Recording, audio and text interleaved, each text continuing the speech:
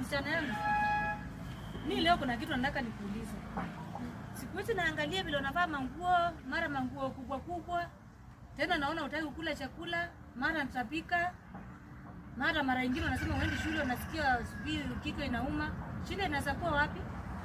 Hakuna mama. Sasa unafikiria ni nini? Unakuja kusema eti navaa manguo mingi.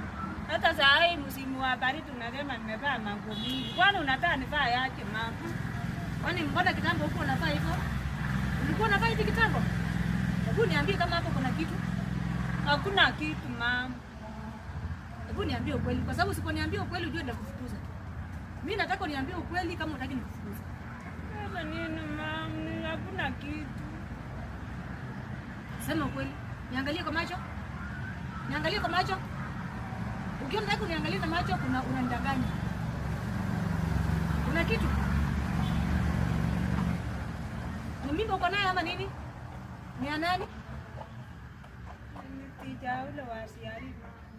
Ati tija wa CRE? Nilikutuma shule kusomeshwa na mwalimu ama kuchukua mimba huko? Unapata aje mimba ya mwalimu?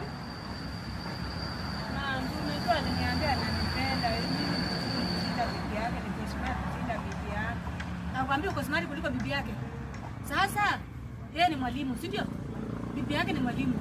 Sasa wewe utakuwa nini? Kuja ukaa nyumbani? Ananipenda mama. Sasa atakuwa bibi ngapi? Ya pili. Unataka ile bibi ya pili?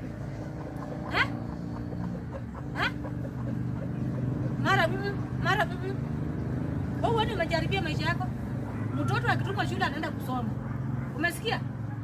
Umesikia? Ananipenda. Ulienda kusoma ama kwa nini? Unajua unafaa kuchapa wewe. Eh? Mimi nilikutuma kusoma ama kutafuta mimba kwa shule? Kusoma? Hebu ingia kwa nyumba nisimalize. Ingia kwa nyumba nisimalize. Kwenda kabisa. Kwenda.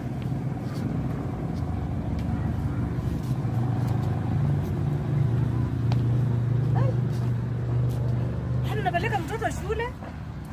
Unatembea kiatu hata imeisha. Mtoto badala ya kusoma anakuletea mimba nyumbani.